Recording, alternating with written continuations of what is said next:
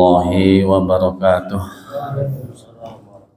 Bismillahirrahmanirrahim. Alhamdulillahirabbil alamin. Shalatu wassalamu ala sayyidina Muhammadin wa ala alihi wa sahbihi ajma'in. Raditu billahi rabban wa bil islami dina wa bi Muhammadin nabiyyan wa rasula. Rabbi zidni ilma warzuqni fahma. Rabbi shrah li sadri wa yassir li amri wahlul 'uqdatam min lisani yafqahu qawli. Ya Fattahu ya Alim, ya Fattahu ya Alim, ya Fattahu ya Alim. Allahumma inna na'udzubika min ilmin la yanfa', wa qalbin la yakhsha, wa 'amalin la yanfa', wa du'ain la yasma'. Amma ba'du. Ma'asyiral muslimin wal muslimat, jamaah salat subuh fa insyaallah bika rahmatipun Allah Subhanahu wa taala. Monggo sarengan kita ngajengaken ngaos sasarengan kitab Bidayatul Hidayah di Syekh Muhammad bin Muhammad Al-Ghazali At-Tusi. Saderengipun hadiah Fatihah dumateng musannif hadzal kitab. Musannif hadzal kitab Syekh Muhammad Al-Ghazali At-Tusi wa Syekh Muhammad Nawawi bin Al-Bandar wa Syekh Syarifuddin Yahya Al-'Abidi wa Syekh Jalaluddin As-Suyuti wa Syekh Jalaluddin Al-Mahali wa khairihim minal fuqaha wal muhadditsin wal qurra' wa syuhada wa shalihin wa nawin as-safiyin wa khusun syekhina wa khairihim wa sulima furihim thumma ila hadratin nabiyil mustafa rasulillahi sallallahu alaihi wasallam. Al-Fatihah. A'udzu billahi minasy syaithanir rajim. Bismillahirrahmanirrahim. Alhamdulillahi rabbil alamin arrahmanir rahim maliki yaumiddin iyyaka na'budu wa iyyaka nasta'in ihdinas siratal mustaqim siratal ladzina an'amta 'alaihim ghairil maghdubi 'alaihim waladdallin. Amin. Bismillahirrahmanirrahim. Qala al-musannif rahimahullah wa nafa'ana bihi wa bi'ulumihi wa middana bi asrarihi wa 'ada 'alaina bi barakatihi fid dharain. Amin ya rabbal alamin. Kita nglajengaken mulih tasih kewajiban kita njaga saking anggota tubuh ingkang pitu kang sepindah penglihatan kita, mata kita, nomor kaping kalih pendengaran kita, telinga kita, nomor 3 lisan kita, mulut kita, nomor sekawan sakniki nggih menika padaranipun kita sedaya. Wa mal batnu fahfadhu min tanawulil harami wasyubhati. Maka jagalah perut kita dari mendapatkan makanan-makanan yang haram maupun syubhat. Syubhat nggih menika makanan ingkang antara halal lan haram, mungkin halal mungkin haram, tapi sing mekaten tetap cenderung kepada kategori haram, maka dikatakan syubhat kategori haram. Wahris ala thalabil halali.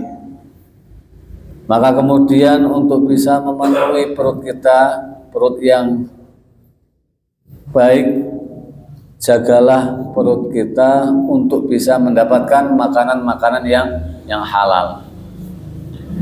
Fa idza wajadtahu fahris ala an taqtasira minhu alamatun asyibai.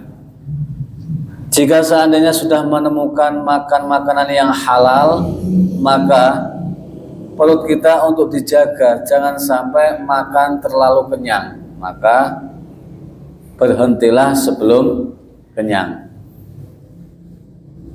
Fa inna shibaa yuqsi al-qalba wa yufsitu az-zihna wa yubtilu al-hafadha wa yudqilu al-a'dha'a 'anil ibadati wal 'ilmi wa yuqawi asy-syahawati wa yansuru junudasy-syaitani.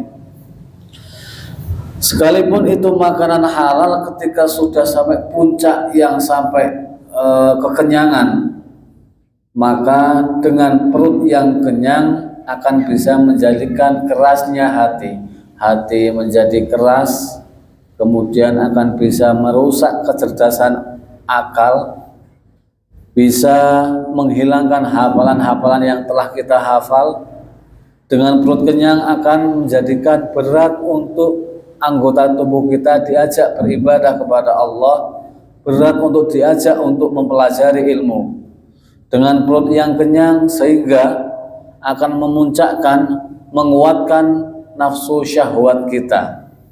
Sehingga di situ jelas dengan memberikan peluang syahwat dinaikkan, maka di situ ada peluang untuk menolong teman-teman setan.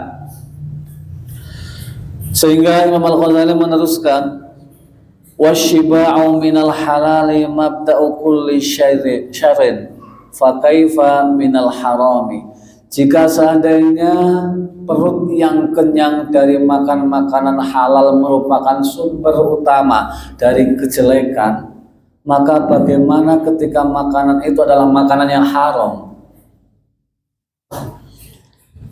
Makanan yang halal saja bisa menjadikan sumber kejelekan ketika overload, ketika overdosis. Kita terlalu kenyang sehingga diajak ibadah susah.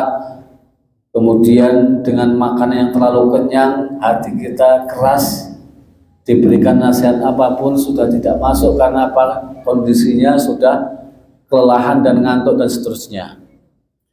Maka disitulah hati keras bahkan bisa menjadikan kecerdasan yang kita punya mulai menurun. Hafalan yang kita punya, hafalannya juga hilang dan seterusnya. Jika demikian, bagaimana dengan makanan-makanan yang sumbernya dari haram? Kita mendapatkan mungkin barangnya halal, tetapi cara mendapatkannya bisa jadi haram. Menipu, mencuri dan seterusnya. Kita disuruh disuruh untuk membeli makanan di pasar. Saya kasih uang 100.000, tolong belikan uang atau tolong belikan makanan di pasar. Setelah beli di pasar, harganya 75.000, maka kembaliannya 25.000. Dibawa sampai di rumah disampaikan, ini sudah saya bawakan, harganya 80.000. Berarti dia telah menipu 5.000. Yang 5.000 hasil tipuan ini adalah hasil haram. Kemudian sampai di rumah, sampai di orang yang menyuruh mengatakan, ini yang 20.000 untuk ongkos kamu telah membelikan makanan. Sehingga orang tersebut mendapatkan keuntungan 2 kali. Yang pertama menipu, yang kedua 20.000 yang halal. Tetapi 25 ini bercampur antara dia menipu dengan diberikan. Sehingga ketika ini sudah bercampur menjadi uang yang syubhat dan 25.000 dibelikan beras, maka beras ini adalah beras hasil syubhat. Beras yang dibeli hasil makanan, hasil dari dia melakukan beli di pasar tersebut, kemudian dimasak dalam sebuah keluarga. Setelah dimasak diberikan makanan kepada anak-anak dan istri, maka makanan yang diambil dari hal yang haram atau syubhat itu kemudian diberikan kepada keluarga, semua keluarga mendapatkan makanan dari hasil yang haram. Jika sudah masuk dalam perut keluarga kita, maka akan mengalir pada darah dan daging menjadi daging yang terbuat dari haram. Disitulah kemudian setan sangat mudah sekali untuk masuk, karena di situ sudah tersediakan darah-darah dari hasil haram. Disuruh untuk ibadah, melakukan amal soleh, berat sekali. Maka wa talabul halali fardhatun ala kulli muslimin. Jelas mencari yang halal merupakan kewajiban bagi setiap muslim. Imam Al-Ghazali meneruskan, wal ibadatu wal ilmu ma'a aklil harami kal bina'i ala sirjin.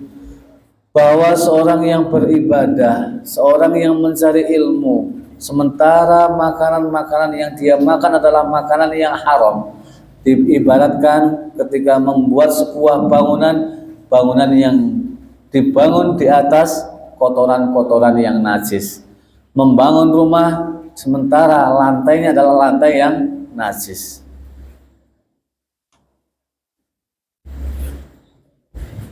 Maka kemudian jelas sudah bahwa sungguhnya makanan haram akan menjadikan rusaknya dalam tubuh kita, rusak dalam untuk melaksanakan ibadah kepada Allah Subhanahu wa taala.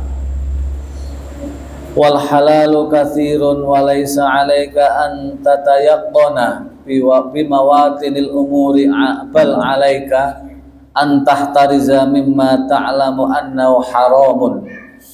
Lantas kemudian bagaimana cara kita untuk bisa mengetahui bahwa itu halal, bahwa itu haram? Apakah perlu kita mencari tahu sampai ujungnya atau bagaimana?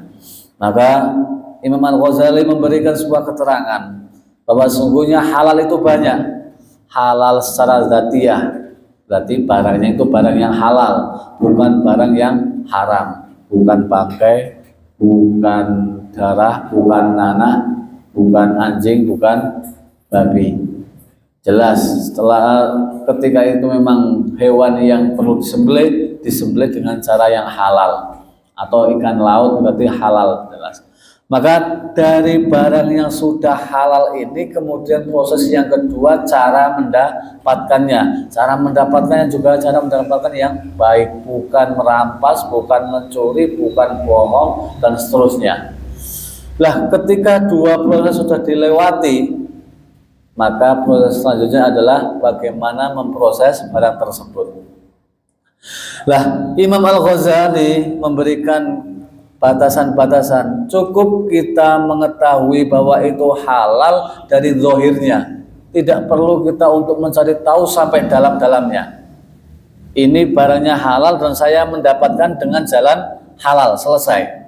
Tidak usah kita kemudian mencari tahu bahwa ini barang ini lewat siapa, lewat siapa. Oh, ini lewat si Anu pertama dari Solo dari kemudian ke Karanganyar kemudian ke Tawangmangu yang menerima si Anu. Tidak perlu. Cukup kita tahu bahwa yang barang yang saya dapatkan dengan membeli dan belinya dengan cara yang sah. Umpama seperti itu. Kalaupun diberi orang, saya mendapatkan karena diberi orang yang memberi, saya yakin dia orang yang baik. Maka cukup seperti itu kita katakan itu adalah makanan yang halal. Karena wa amal ma'lumu fadhahirun, hukum yang sudah terlihat sebagai hukum yang nyata.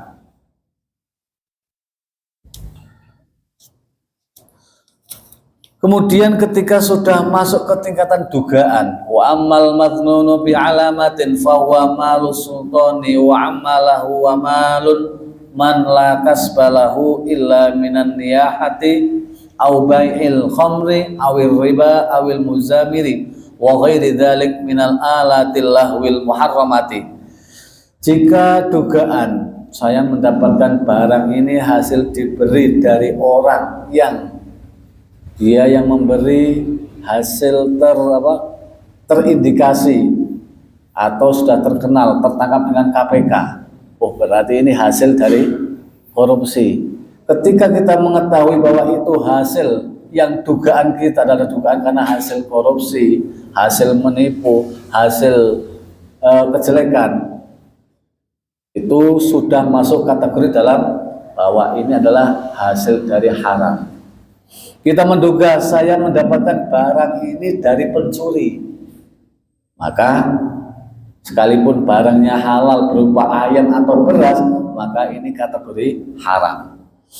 Saya mendapatkan barang ini dari penjual khomer, orang yang penjual khomer atau penjual barang-barang yang haram, kemudian dia orangnya lomo, bersedekah banyak, memberikan kepada banyak orang, begitu memberikan langsung los berapa diberikan, kita mendapatkan uang ataupun barang.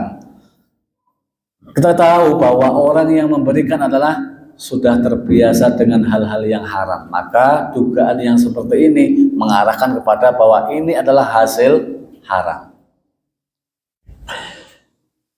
Bahkan dipun sebataken teng mriki ketika orang yang memberi itu terbiasa main musik di mana musik yang diharamkan, maka tetap masuk kategori haram.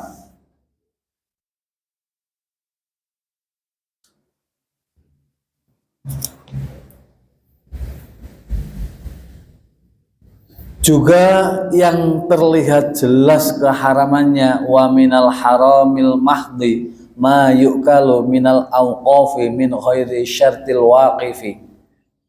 Di antara harta yang murni haram adalah harta yang dimakan dari benda wakaf, di mana sang wakif atau yang mewakafkan tidak mensyaratkan. Misal ada seorang mewakafkan karpet untuk masjid, saya wakafkan karpet ini untuk masjid, berarti karpet yang dia wakafkan diperuntukkan untuk sujud. Lah kemudian yang menerima berpendapat karena karpet di masjid sudah terlalu banyak, maka bagaimana kalau karpet ini dialihkan, dijual, setelah dijual nanti untuk operasional, untuk makan bersama kepengurusan. Lah setelah itu dijual dan mendapatkan uang, uangnya dibuat untuk makan. Lah ini yang kemudian jelas ini adalah haram. Kenapa? Sang wakif berpesan bahwa ini karpet untuk sholat. Nah, ini harus hati-hati.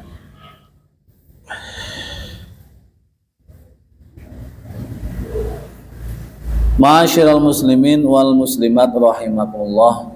Inilah terkait dengan makanan-makanan yang halal maupun haram.